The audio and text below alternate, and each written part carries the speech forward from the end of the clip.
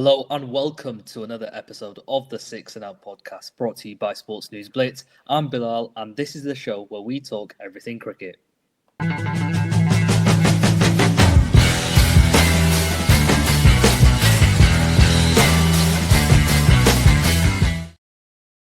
Yes, this is the second episode of our 2026 IPL recap. Once again, I'm joined by my co-host Dejan and our returning guest Abhi.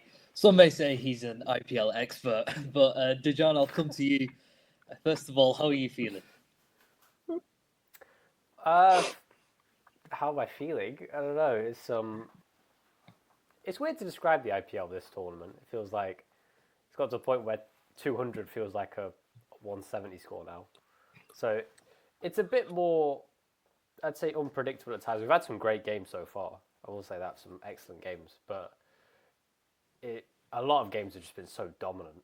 But for a team like RCB that have won 3 games so far out of 4. I can't really complain about anything. I'm sure Abby would have different thoughts as a Sunrisers fan, but for me, I'm enjoying it. I'm enjoying it. Yeah, Abhi, yourself. I mean, obviously SRH, they got a good win today. I see a smile on your face. It feels very rare if you're a Sunrisers fan to see that good of a performance we put in. But how are you? And after that win? Well, I mean, honestly, I think it's the fact that we did so well with the ball, which is the last thing I expected, to be honest. I mean, as soon as we got it to total, which is 216 today, I immediately thought that okay, so they're gonna chase it down in maybe 19 overs, because obviously we saw what Punjab did on Saturday, and it basically felt like, as Dejan said, it just feels like 200 is just it's not enough anymore. 200 is the new 170 now, and that's kind of the norm that we're starting to go towards. But as you said, SRH, what an unreal performance today! Beating the table toppers, beating the unbeaten team, and I think this should be enough to kickstart a campaign if the debutants bowl the way they bowled today. Hopefully they do. Hopefully, hopefully this is the start of a What, good the run. Sunrisers title charge? Yeah, this is. Hey, you never know. You never know. Without David Payne, man.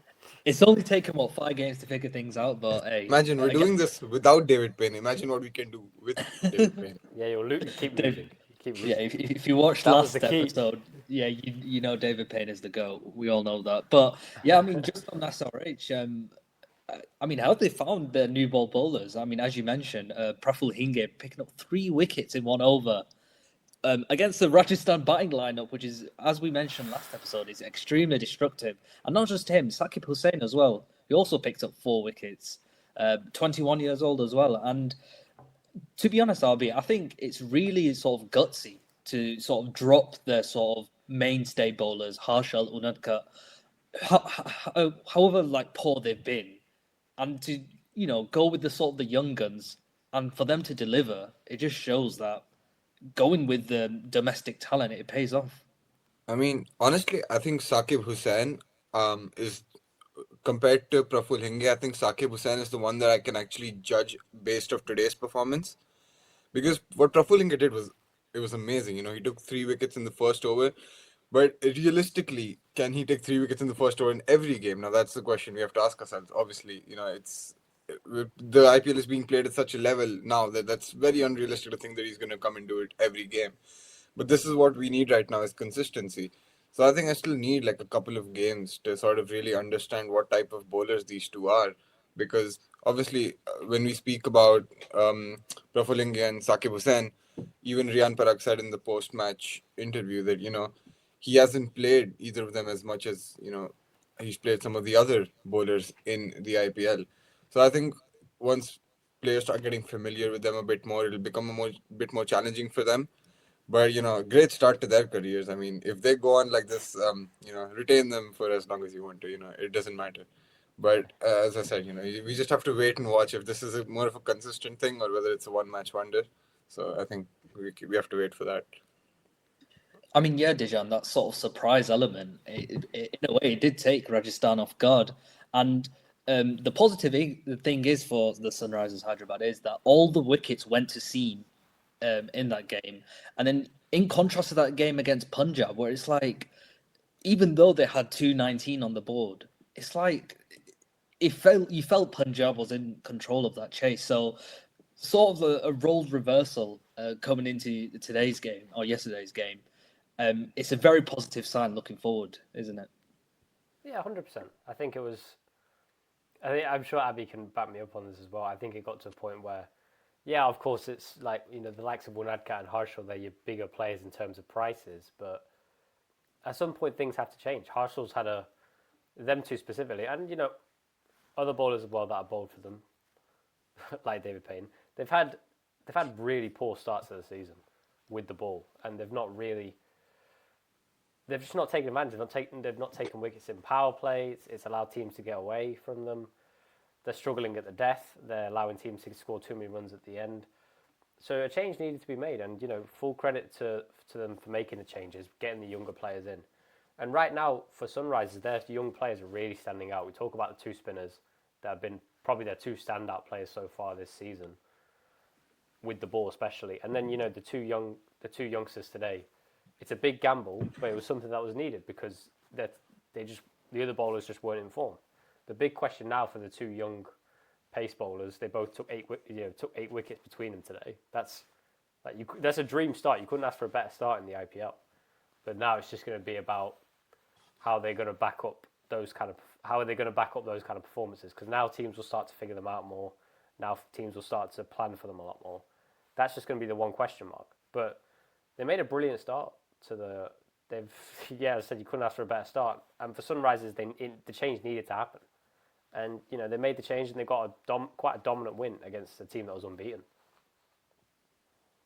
Yeah, it feels like this will sort of be the settled 11s, particularly on the bowling front. Sort of SM Malinga in there as well, along with the spinners with the likes of Harsh Dubey and Shivang as well. So yeah, it finally feels like SRH are sort of settled into their lineup, and we all know the prowess they possess with their batting as well. I mean, we saw Ishan Kishan today, Abhi. I mean, just how good he was. I mean, there was a slight concern with the batting because in that last game against Punjab, they got off to a really good start. I think it was like 120 for no loss after 8 overs, and then they only scored like 99 runs in the next 12, which is after that start it is very underwhelming. But you always feel like with SRH that sort of batting power, and one of the top three can always just go off at an accelerating rate. So to have that balance now, especially if the bowling continues as it is, it's promising, and that's all I can say. And SRH, they are on the up. It does feel like. Yeah, it definitely does. And I mean, you speak about our batting, obviously. We still haven't seen a game where all of our batsmen have clicked. And I think when that happens, I think we can sort of, push the mark a bit more. I think, I think our consistent batsmen so far have been Henrik Larsson and Nitish Kumar Reddy. I think Nitish Kumar Reddy really is going a bit under the radar, and, he's not getting the credit that he sort of deserves. Even the knock he played today, a quick 28, I think that was a very good knock. He got good runs in a tough match earlier on as well, in two tough matches actually earlier on, especially when we played Lucknow in that day game as well. So I think our batting, once everyone sort of really gets into form and gets like going again, I think we could be. I'm not gonna get too optimistic after today, but I think today was a good step. It was a step in the right direction for sure. So let's see what Definitely. happens for the rest of the tournament. Yeah, and moving on to the team that SRH did beat in Rajasthan Royals. I mean, the only team to win 4 out of 4 before the game, and I think the key has been just the opening partnership. I mean, we talked about it on the last episode. Potentially the most destructive opening pair in Vaibhav Suryavanshi and No, Yashasvi it's not Jaiswal. potential. It's not potential. Yeah, it's proven at this point. But yeah, It can't be we have potential. seen Yeah, we it have has to be. seen that. Yeah, it's sort of the first time where both of them literally got out within the first over, and it sort of felt like I know Donovan Ferreira, Ravinder Jadeja tried to pull things back, but it just felt the game was done after sort of 2-3 overs. But Dejan, I just want to come to you because obviously we know how good that pair is. I mean, we've seen it in the opening few games. But beyond that, do you think there's a slight concern with the batting in terms of who else can sort of step up and play at that fast, aggressive rate as those two, as we've seen from those two Uh, anyway? I don't think it's concerning yet. I think it's hard to it's hard to like go through the middle order because the two openers have been that good. But I mean, I think Jarrell's had an excellent start to the season as well at number 3. Just had a. I think today was just a bit of a freak game where it was like you lost a bunch of wickets and that's kind of it. But you know how good the likes of Parag and Jarrell and Hetmai didn't play today, but if Hetmai's in, you know how good he is. And it was good to see Ferreira and Jadeja score some runs as well because them two coming in at number 6 and number 7, it helps massively. Have those two kind of play a bit more aggressively, kind of get the innings going. So I don't think Rajasthan have too much to worry about. I just think it's just a case of we're just highlighting them. Feel like it's a point where we're highlighting the middle order purely because of how good the two openers have been, and it's just going to be a case of you haven't really seen the middle order as much. But I just think I think they'll be fine. I think the middle order will be fine. It's probably the best chance to bat in the middle order when you've got those two getting you off to the starts that they have been. I know they didn't against SRH, but you still know the quality. Yeah, absolutely. And it's not just the batting that we should highlight, it's the bowling because they've got the highest spin wicket taker in Ravi Bishnoi. Jofra Archer's done really well, had a really good start to the IPL this season. And I thought Nandre Berger as well, the South African, he's done really good as well. So there is a reason why Rajasthan were obviously had won all their games before the SRH game. And their bowling has sort of come up to trumps, and it's sort of guys who may have been written off, guys like Ravi Bishnoi, Jofra Archer even, and those guys have come good, and if they continue to do good, there's no reason why they can't stay at the top of the table. Well, I mean, yeah, I think that bowling attack it's one that has a lot of talent in it, obviously. With Archer and Berger up top, for them bowling with the new ball, I think that's a very intimidating new ball lineup to have, especially with the form that Archer has shown. Even today, wicket of the first ball, of course, and he's been economical as well. Obviously, he's had his moments, but then when you bowl at that pace, and when you bowl high risk deliveries, that happens sometimes. And speaking of Ravi Bishnoi, I think he's been all right. He's a good bowler as well. So, I mean, are you ever gonna let this go? no, I mean, I get it. I'm admitting he's a great bowler. And, he's done well for Rajasthan. They've built a really good bowling lineup as well, and I think slowly even Rian Parag is trying to get into the act with the ball as well. So I think if he can sort of try to get in there as well, they've got a good bowling lineup, no doubt. And then if they keep going on like this, they can definitely stay at the top of the table. Even Tushar Deshpande honestly, he's been doing a decent job. He didn't do great today, but then he's been doing a decent job in general. So yeah. Yeah, I mean, they'll want to get back to winning ways, and they'll have to wait till Sunday because they play KKR. But one team who has gotten back to winning ways after losing their opening couple of games is the Gujarat Titans. I mean, just talk about that game against the Delhi Capitals. I mean, talk about Gujarat nearly throwing the game and then salvaging it. Let's talk about idiocy from Miller. Idiocy. But I mean, that's the sort of result because Gujarat in the opening 2 games, they had 2 close losses. Yeah. So to have one go their way in that game against Delhi, that in a way may have just kick-started their campaign. And Dejan, I mean, it's just clutch moments, isn't it? Clutch moments with ball, with bat even. I mean, talk to me. How have GT fared in these last 2 games? Yeah, they've. I think they benefited massively from the captain coming back because he didn't play the. I think the second game he didn't play, but you can see in the last couple of games you've seen the quality that Shubman Gill has, not just as a batsman but as a leader as well, and it's key for Gujarat as well. Butler's the last 2 games really got back into form. We've spoken about GT's middle order saying they need to do more. Washington Sunders scored a few more runs and stuff. Seen a bit more from Glenn Phillips with the bat, so there's more there. But I think their bowling's been really impressive. I think Prasidh Krishna has been superb so far. Probably one of the best pace bowlers in the IPL so far this season. Rashid Khan's got him back into form. That's perfect for them. So yeah, I think bowling wise, they've really impressed me with the ball, and they've got the quality to do that. It's just been about trying to get a couple of them batters in form, and they have in the last couple of games. So for Gujarat now, it's just a case of keeping this kind of form and confidence going from all the players, and if they do that, then they'll win more games. They'll win more games definitely. Because Yeah, that game against Lucknow sort of we've proved like spoken a lot about the likes of Josh Butler and others. If they can keep this going and they can have a brilliant season, just help them out massively. yeah. I was just gonna say that game against Lucknow was sort of the epitome like of the sort of the highs they can reach. And yeah, I mean, you mentioned, I mean, Gill and Butler scored back-to-back half centuries. Prasik Krishna is now the leading wicket taker with 10 wickets. And yeah, Rashid Khan seems to be doing his best because he had figures of 3 for 17 against Delhi and then 0 for 25 against Lucknow. So, I mean, to have Abhi, just to have everyone firing on all bases, it's sort of the perfect recipe for Gujarat to storm up the table, isn't it? I mean, exactly, because even when we spoke about it on the last episode, we were talking about how their bowling lineup is so star-studded. They've got Rabada, they've got Siraj, they've got Prasidh Krishna, Rashid Khan. They've Washington Sundar who can bowl really well. So I think if all of their players fire on all cylinders, bowling wise, they can restrict them to a very small total. And then batting wise, you have Joss Butler, Sai Sudarshan, Shubman Gill, and you even have Glenn Phillips who can contribute well with the bat.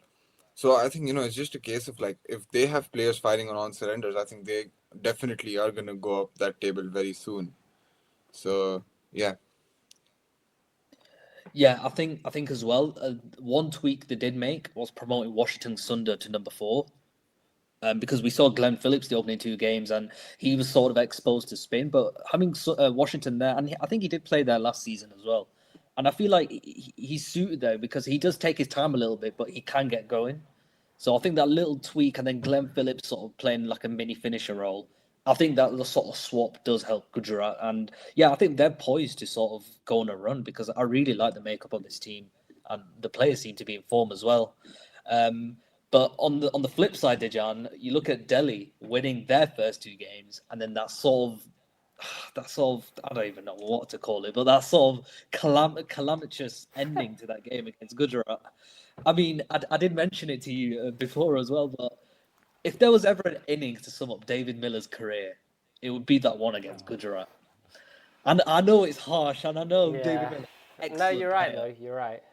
You're right. But I mean, just talk about the sort of is it idiot? Is it just being an idiot? Is it like foolishness? Is it just Yeah. unlucky? I mean, Yeah. how do you put it? Yeah. Because in that situation, it's just it, it's just very simple. In that situation, you get the single, and you take the loss out of the equation, unless it goes to a super over and you lose. But it's not as if Kuldeep's like he's no mug with the bat. The guy's actually like a decent batsman. I'll back him to like make contact with one ball and run. You know, it's just I don't know why. I can understand why Miller did it because he was striking the ball really well and he was playing well, but God, it was just so stupid because he's like started running as well, and it was just like okay, it's a tie, and then he just stopped, and I was thinking, what are you doing? Like you have to make sure you hit the last ball, and he didn't. And then as soon as that happened, it was like that's it now. That's all they're going to talk about because it was a brilliant innings that he played. He struck the ball like incredibly well, but it doesn't mean anything if you threw the game away for your team like that. And I feel like that a game like that it can definitely affect that confidence of a team when you come that close and you fail. It can. We'll have to see how Delhi respond because they didn't really look competitive against CSK either. So it's going to be an interesting couple of weeks now for Delhi and see how they bounce back from two defeats. Yeah, I mean, Dejan just touched on it, but the follow-up game against CSK, I mean, they only picked up 2 wickets, and yeah, it just felt underwhelming with ball in particular because they dropped Vipraj Nigam for extra pace in Alkib Nabi, and Yeah, I just felt like even then, it's like I know they tried to switch things up because Vipraj wasn't getting much purchase with the ball, um, and yeah, and the extra pacer they did bring in, he didn't really affect things. And is there a deeper concern they're bowling? Because it felt like the first couple of games their bowling was like really strong, but it feels like it has faltered just a little bit in these last couple of games. I mean, to be honest with you, I think Delhi just, even the wins that they did get, I don't think there was any moment where they looked very comfortable. Like even, especially in that first match that they played, you know, against, I think it was Lucknow. They didn't look comfortable when they won that, because obviously they lost wickets early, and then Vipraj and Tristan Stubbs had to steady the ship a bit. And I mean, I just feel like, and then CSK, I think CSK kind of just outplayed them. I think there was no moment where CSK looked uncomfortable simply because of the innings that Sanju Samson played. I think when he's firing, then the team is automatically on the back foot when Sanju Samson's firing on all cylinders. So I think it was just like they need to find a combination, and they need to find a particular, like, some situations where they find themselves to be comfortable and really gain confidence through that. And obviously, as Dejan touched on it, I think uh, a match like that can sort of take like bite into the team's confidence a bit, especially what would Kuldeep have been feeling in that moment, because it shows that the teammate does not trust him enough to take a single as well. There's a lot of dynamics that come with what happened, and I think David Miller didn't quite. I think it was understandable why he did that, because, like, in the sense that he might have thought that he can get the victory instead of risking it going to a super over. But then again, like as he said, take the immediate loss out of the situation. So, and I mean, I guess it's just they need to find themselves in spots where they're more comfortable, and that's when they'll, like, sort of start, really getting into the tournament a bit more. Yeah, and then moving on to a team that starting to look a lot more comfortable is the Chennai Super Kings. And Sanju Samson, we thought he was losing his touch after the World Cup, that sort of last leg of the World Cup, where he sort of carried India with the bat over the line for into World Cup glory. And yeah, he scored 115 not out of 56, 15 fours, 4 sixes, basically carried the bat throughout the whole innings. And yeah, it just feels like Chennai are just a better team when their top three are firing. I mean, we saw Ayush Matra with a half century as well. Abhi, I'll come back to you. Just how crucial was it for Chennai to sort of get on the board and to have their top two of their top three firing?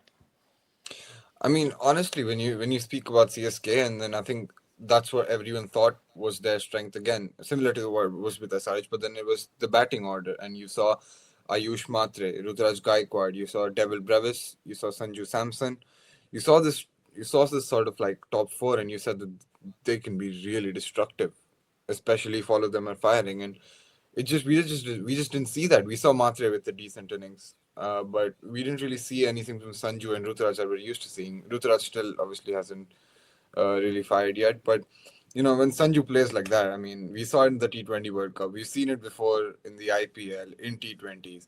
Is that when Sanju Samson is at his best, I think any team, no matter who they are automatically on the back foot from the get go. So I think it's a good sign for them, because I think Khalil and Anshul Kamboj have been decent for them as well. So I think the bowling wasn't their main concern, which everyone thought would be. I think their main concern was their batting, because their top order wasn't really firing, and I think they look like the CSK that people are actually intimidated of when they go to play them, whether it's in the Chidambaram or whether it's anywhere else. And I think that finally CSK fans have something to smile about in terms of, Sanju Samson's back in form, Matre is getting runs as well, Brevis is back, so that's like a massive bonus for them. And I think this could be the start of their sort of rise, but then again, it depends on whether they can do this consistently as well. So yeah, I think CSK are in a good position, especially considering Brevis is back. For me, they got to get Rutraj back in form. They Yeah. got they especially the fact that he's captaining as well. They got to get him back in form. Just getting back to the numbers that he had a few years ago, because he's not showing like as much intent as he should as an opening batsman as well as a captain as well. So Do you reckon yeah, the if injury that he had last season that could come into things? maybe Maybe. maybe, but it's been a while. It's been a long time since that injury as well. He scored 100 for India the end of 2025, which I think would have helped him as well, confidence getting back in the side and scoring a century. But I don't know, he's just not showing enough intent.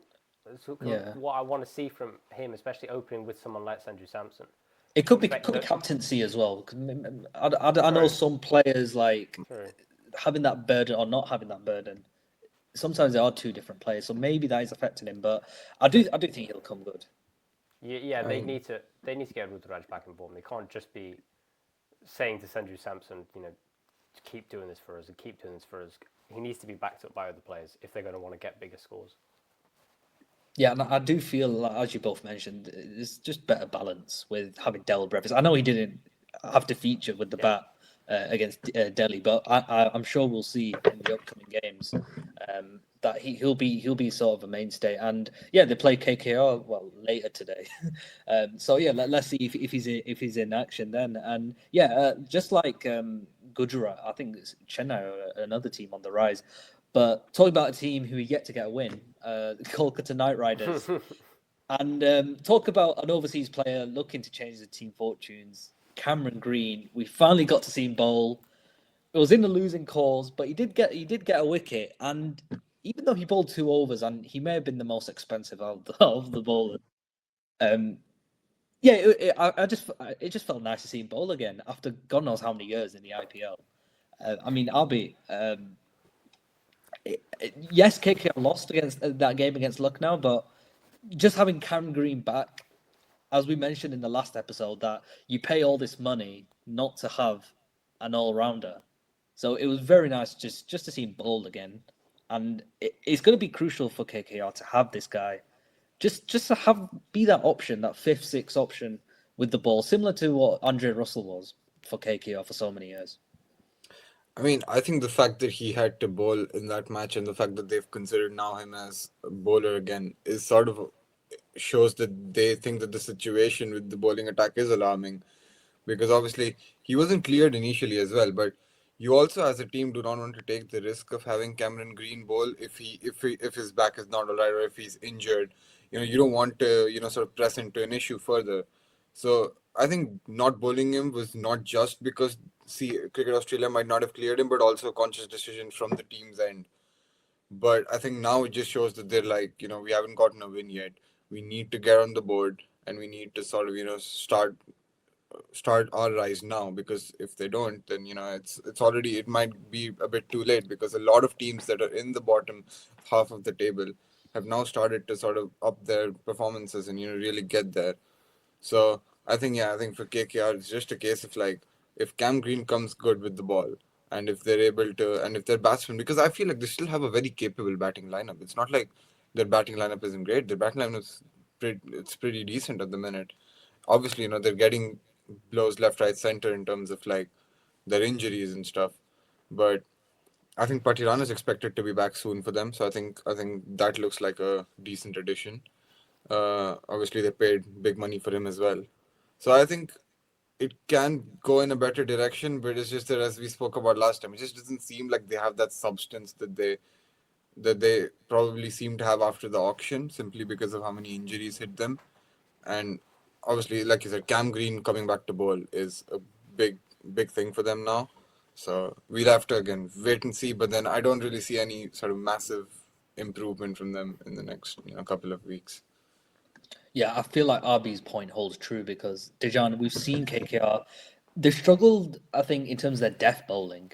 Like, especially when they've had to bowl first, they've leaked way too many runs. And then we saw when Lucknow chased it down, just when you thought they had a stranglehold of the game, like picking sort of consecutive wickets, it just feels like the bowling, it's like they're just not sticking to plans. It's just like simple things like their plan of bowling short worked, and then they sort of just ditched that, and then they let Muckle Oxygen take the game away. So I don't want to say it's too late for KKR, but you just feel like, yes, it's not been an easy season so far, but you just feel like, yeah, as RB mentioned, they've got a capable batting lineup. But I just think with their bowling as well, I just think if they just stick to basics, do the right things, because it almost feels like they're good in bursts. I mean, how do you see it? Is it a deeper issue? Is it sort of, or is it just executing the plans when needed?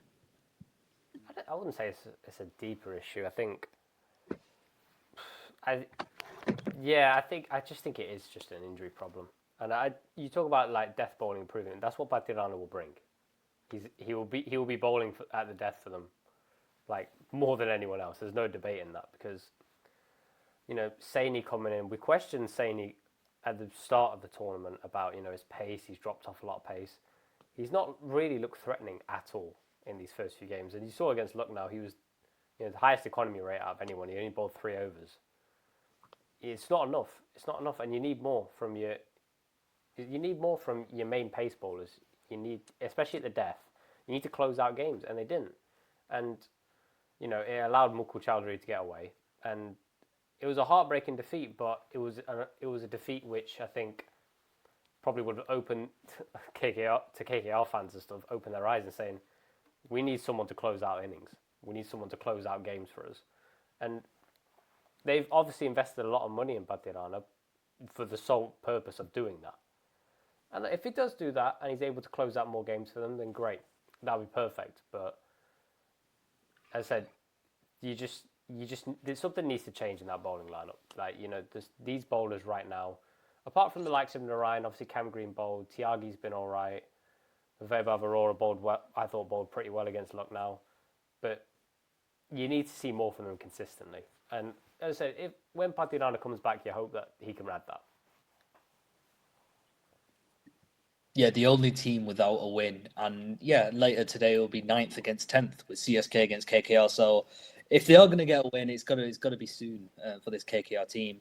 But yeah, just moving on to Lucknow, because I feel like we have to give a lot of appreciation to Mukul Chowdhury. I know we touched on it, but as we mentioned, KKR, they sort of had a grasp of things because he came in at 125 for 6, needing around like just over 55 runs, chasing 180 plus.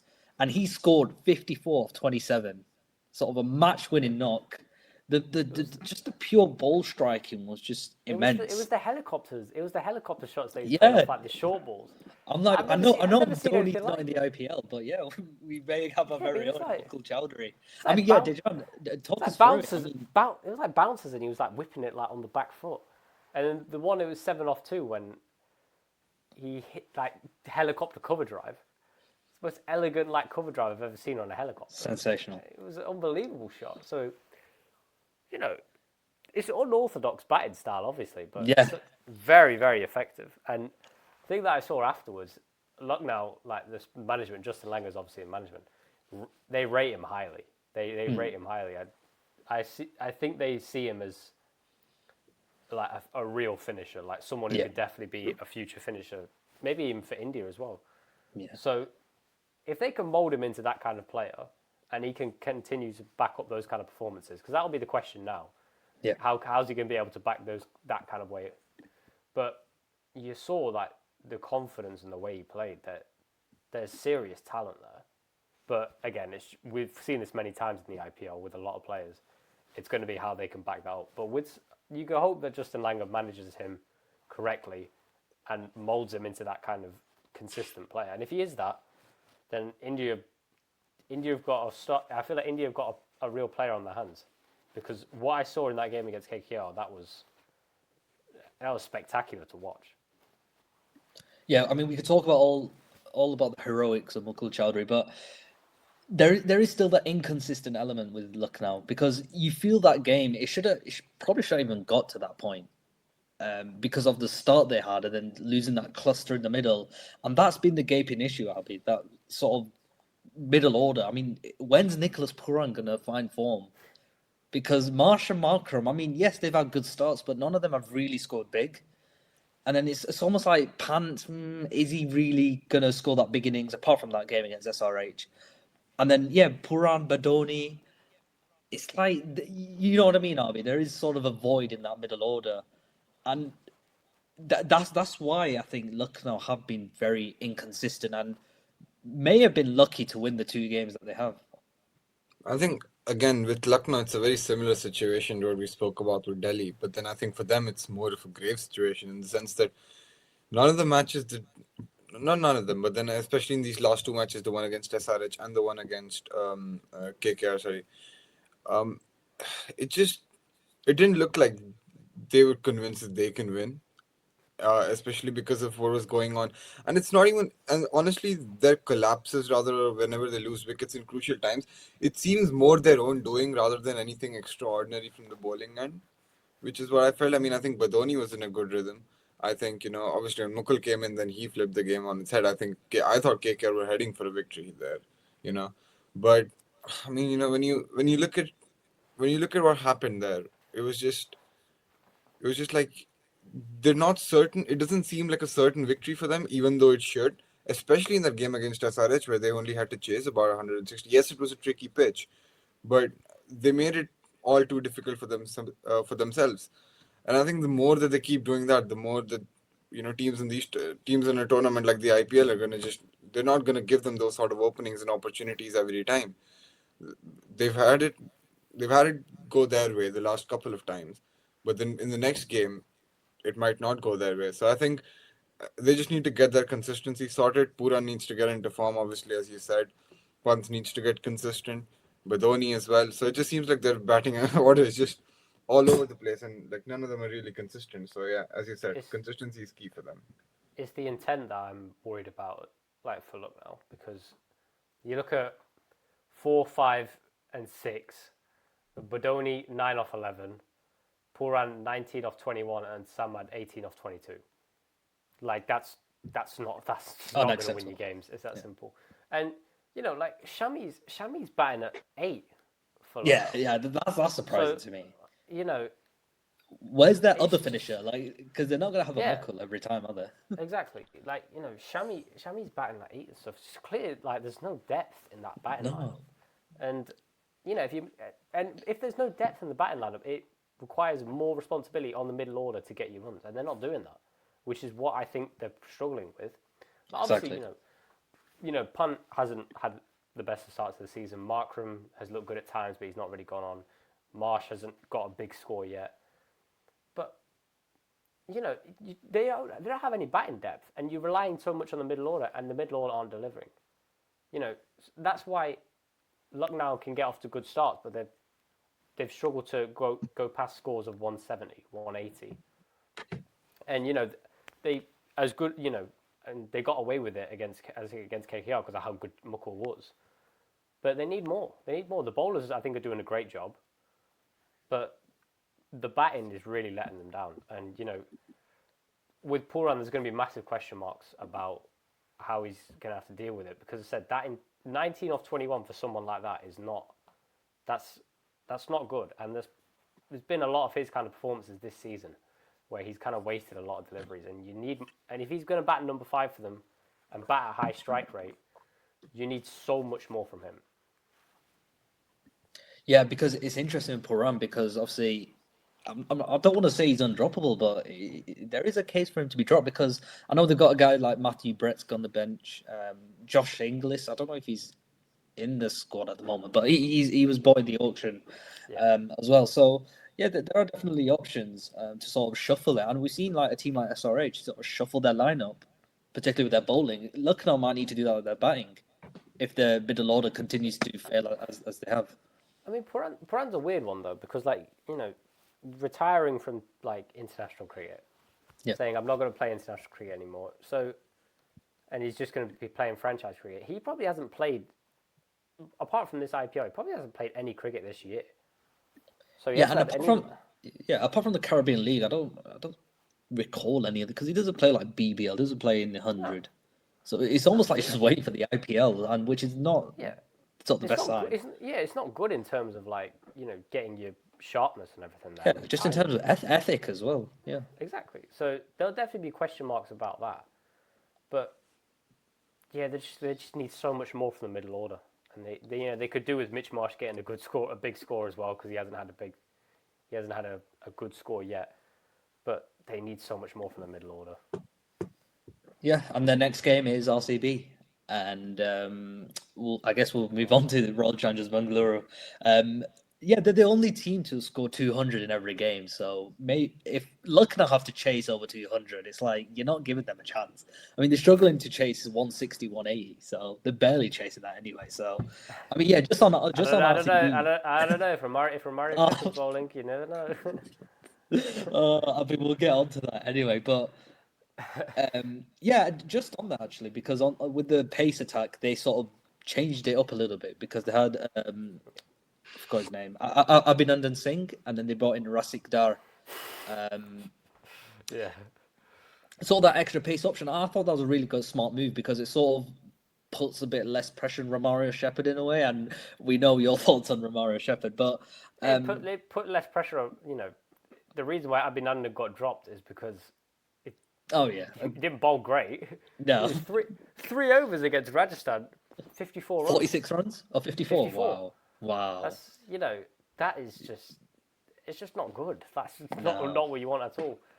And And we've prayed this RCB bowling attack the first couple of games, but that game against Rajasthan, I don't want to say it fell apart, but they were definitely off it. Even with Josh Hazel coming back for that one game. I don't know if it was a question of us being like way off it and stuff. I think it's just Suryavanshi just had a day out, and and that's the thing about him. He's making bowling like top quality bowlers. He's making them look ordinary because of how good he's playing, and so I don't think it was us like being way off it and stuff. I think if we'd have got Suryavanshi out earlier, I think we probably could have won that game, but we didn't. And he just swatted everything. But yeah, Abhinandan needed to come out because his economy rates have been too high, and I think Rasik Dar bowled really well against Mumbai. Took about 8 years to bowl his final over, but he did bowl very well. And it was needed. He needed to get back to winning ways against Mumbai, and very good to see us bounce back. Yeah, I think as well. I think the batting is like it's almost like it's covered in all like departments, like the opening, the middle order, finishes as well. I mean, I think one player who's going under the radar is Rajat Patidar. Of course, I mean, we saw what he did last season, and then he sort of continued that on into this season. And him, sort of Padikkal as well, and then David is sort of that trio towards the end. It's almost like they're able to just get past 200 every time, and it's proved every time. I mean, Abhi, do you think RCB sort of top 7, top 8, probably the best in terms of out of all the teams in the IPL?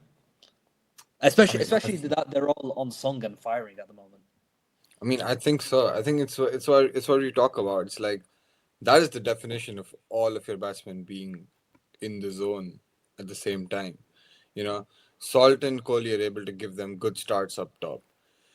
Then Patidar comes in. Sorry, then Padikkal, Patidar, and then they have this whole sort of setup which just seems like it's an intimidating lineup to look at, and even more so when all of them are firing on all cylinders. And Padikkal has batted beautifully throughout the tournament. I think for me personally, he's been one of my favorites to watch bat in the tournament.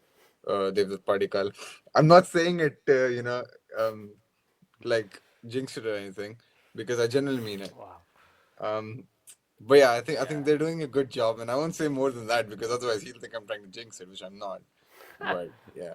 No, Patidar's been outstanding. Like against Rajasthan as well, because basically, think about the game against Rajasthan, right? If all we needed was one or two batsmen, like after Salt got out first ball or something, like we got off to a flight when he scored nearly 50 in like the first 4 overs.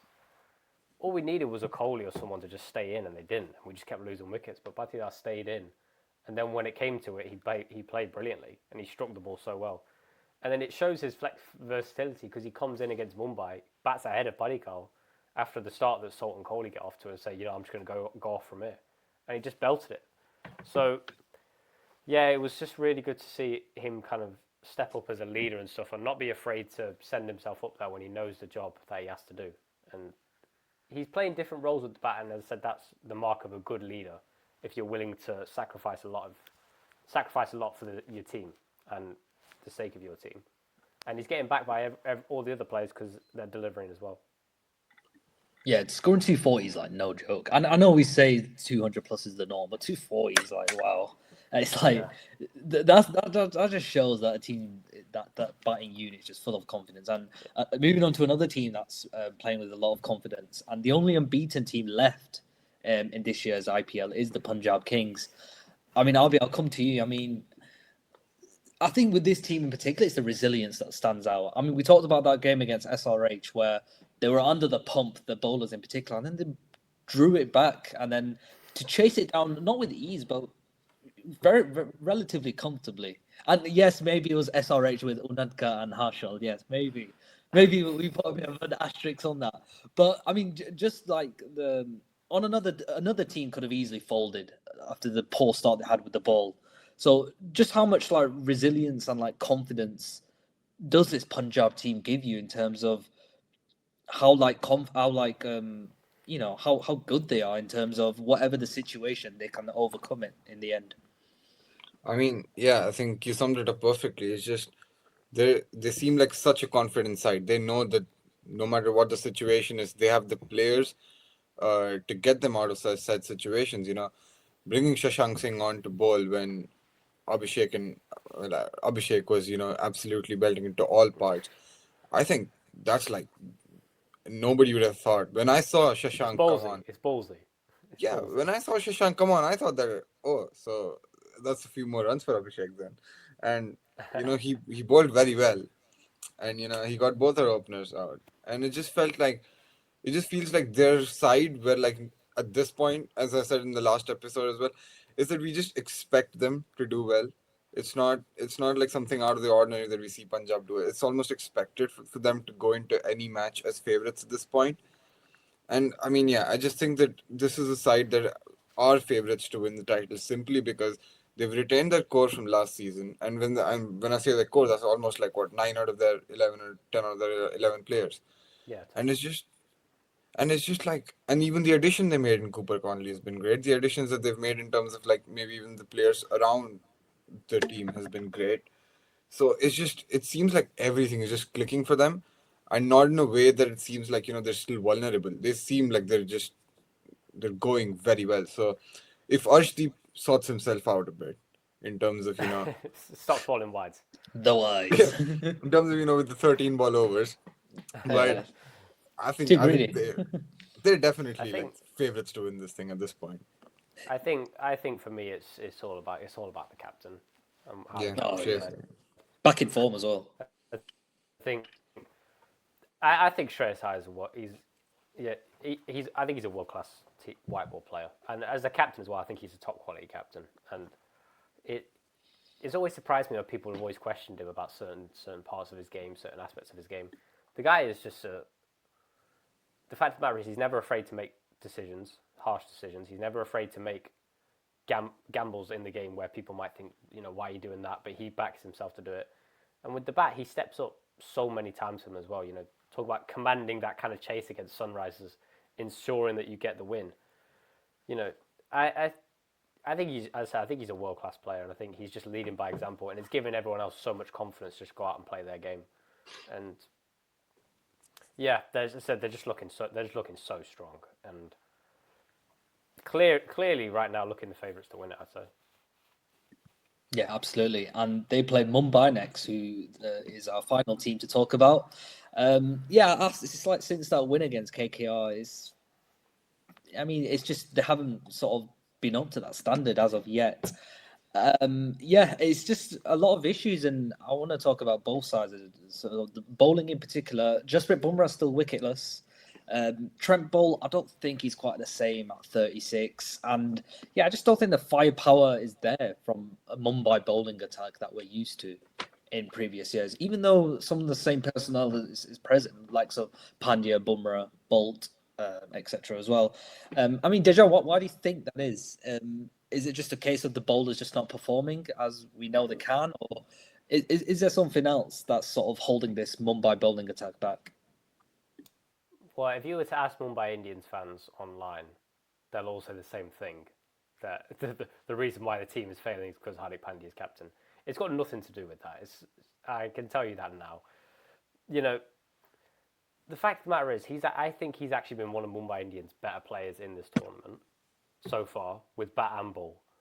But you know, what else can he do? Bumrah's not taken a wicket yet. Trent Bolt's had a poor tournament with the ball. You know, Markande is a spinner. Santner bowled okay against us, but like you need more from your bowlers, and people are going to say, yeah, but as a captain, he should be leading the bowlers. It's not the captain's decision, and it's not the captain's responsibility to get other players in form. It's the responsibility of players to get themselves in form. Bumrah is more than good enough to start taking more wickets and stuff. Trent Bolt's been one of the best power play bowlers in the history of this format, and he's just not delivered this season. Hardik needs to be backed more by his bowlers as well. We'll go on to the batters as well, and that's how Mumbai Indians will win this trophy, because based on their squad, they should be dominating this IPL based on the talent in that squad. But it's been like that for the last 4 years now with Mumbai Indians, where they've had the squad to do it, but they haven't gone on. And it's just a case of a lot of their players just aren't in form. Yeah, and one person who's not informed is Tilak Verma. He continues to struggle with the bat. And Abhi, yeah, you talk. I mean, we mentioned the bowling, but the batting as well. It feels like, I don't know, with Rohit Sharma and Rickleton, they're not really as destructive as we've seen them in last season in particular, especially when they were really hot. And it just feels like following that as well. Maybe Surya Kumar Yadav's had a few decent knocks, but it's like beyond that. It's like no one's really firing to their capabilities, RB. It does seem that way for this Mumbai batting lineup as well, doesn't it?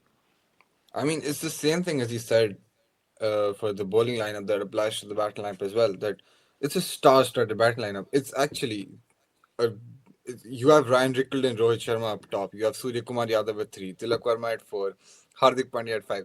Now these are some of India, and these are some of international cricket's biggest names. And to see someone like a Tilak Verma come in and not be able to perform, it does feel like maybe there's something going on internally that is sort of maybe the players aren't as settled, which is unheard of in terms of a Mumbai Indians setup, you know. And as Dejan said, that blaming the captain isn't gonna do anything. It never works, especially in T20 cricket.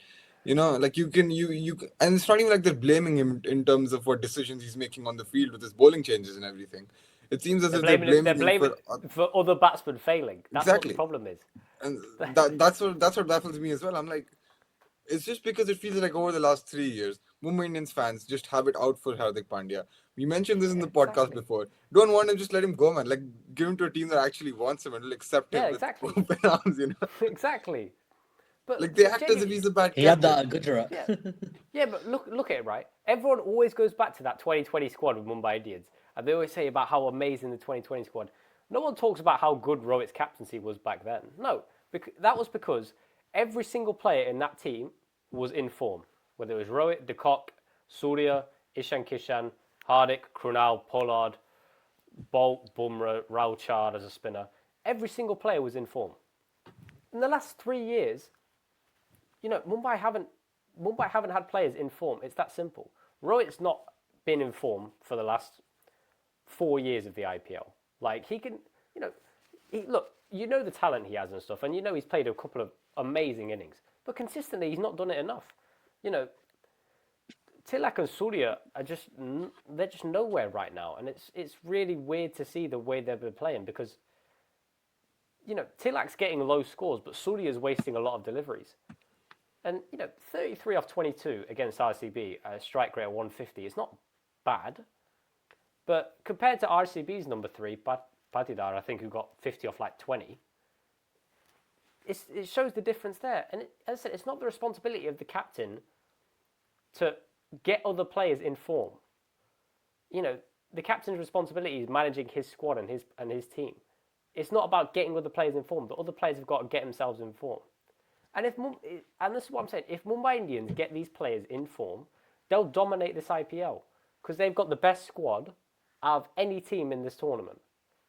But, it's basically just a case of Mumbai Indians fans are just upset that they've not been winning and the players aren't playing well, so they think, right, we need a scapegoat. They're not going to scapegoat someone like Rohit because of how loved he is there. So, they're not going to scapegoat Surya because, India T20 World Cup winning captain. They don't want to have a go at him. Tilak, he's like a young player that's grown up with Mumbai Indians. The one person they can scapegoat is Hardik Pandya. Because, if Hardik Pandya had stayed at Mumbai and never went to Gujarat, they wouldn't scapegoat him. But because he went to Gujarat for 2 years and was the best captain in the IPL at that time, he comes back, and rightfully so, he's given captaincy in Mumbai, and now people are having to go at him because of that, which is ridiculous. Because he's getting let down by his teammates. He needs other players to help him win this tournament. I've never heard anybody talk about, I never hear anybody talk about Tilak Varma failing, or Surya failing, or Rohit failing, or others. The question's always about, Hardik Pandya needs to, Hardik Pandya should have done this. Hardik Pandya should have done this to get someone else in form. Hardik Pandya should have bowled him at this time. You just think, you guys know nothing about cricket, all right? You're just die-hard Mumbai Indians fans who, don't care about anything don't care about the franchise whatsoever. Well, you love the franchise, but you love it so much you become delusional. Because you care so much about certain players. Well, you're hiding away from the fact that those players that aren't in form are the reason why you're not winning titles. It's no other way about it. Stop blaming Hardik Pandya for Rohit Sharma failing. Stop blaming Hardik Pandya for Tilak Varma failing. Stop blaming Hardik Pandya for other players not playing well. It's not his responsibility to do that. It's annoying me because he should be one of the most loved players in Indian cricket. But you look in the media and everything, he's one of the most hated players in India right now, which is ridiculous. I mean, I would say he does sort of have that swagger about him, not cocky, but I like to call it a bit of delusional confidence. But he backs it up, which is key. Yeah. But I don't know, maybe it just rubs off people the wrong way. But any international team, any franchise team would take 2 Hardik Pandyas if they could. I mean, that's how vital a player he is. Genuinely, here's the thing, right? This is what I'm saying. This we'll see how the rest of the season goes and stuff. I genuinely, if I was to give one piece of advice, I don't think I'm ever going to meet him. If I do, amazing. But if you keep getting disrespected like this, leave. Just go somewhere else. Any other team in the IPL would gladly take him and be grateful that they had him, and he would be loved. But it's because of Mumbai Indians and because of the fact that how he got the captaincy at Mumbai Indians, people hate him now. And it's just it's ridiculous. It's ridiculous. Yeah, I feel like I mentioned this before, but I feel like when Hardik Pandya went back to Mumbai in 24, I feel like Gujarat and Mumbai have probably gotten a little bit worse since Pandya went back to Mumbai. Just in terms of performance, and I don't know, but you do think with Mumbai is a matter of time. If all the players we mentioned can just click, and as Abhi mentioned, they're international superstars. You just feel like it's a matter of time that they can go on a run, and we know Mumbai like to peak late. So yeah. I'm not writing this Mumbai team off yet. I'm not writing them off either. I'm just saying, of course, so yeah. Yeah, but as I said, when they're in form, they'll dominate. But just stop blaming one person for other players not playing. Oh well. yeah. That's just what I'm saying. Yeah, I think that should wrap it up. But as always, we'll continue with our IPL trivia. This time, the topic of conversation is Ishant Sharma. He's played in every season or has been picked up from the auction and has featured in every single season, bar one. I'll give you a clue. It doesn't include this season. He signed for Gujarat, but God knows if he'll feature. So which year did he not feature or was not picked up in the auction in the IPL? And bear in mind, he's been available since the start in 2008. If you had to guess a year, if you both want to say one, whoever's closer wins. I'm going to go 2020. I'm going to go 2020. I was actually going to say 2019 because I think he played 2020. You both so close. Is it 2018? Yeah, it's 2018 IPL. Yeah. He ended up playing for Sussex. He ended up doing county cricket duty instead. We saw Ishant Sharma a brilliant career. Sort of had like a late resurgence in Test cricket as well because he toured England in 2021. I remember that. Yeah. I remember that game. I remember that game he played against. I think it was the 4th Test against England, where his first over went for like nearly 18, and then he got dropped. I don't think he played a game after that. Yeah. No, I think he did well remember on like the Lord's Test. Yeah, he got did. like Yeah. he always used to get like LBW because his line was just so straight. But yeah, that's a bit of a folklore for you there.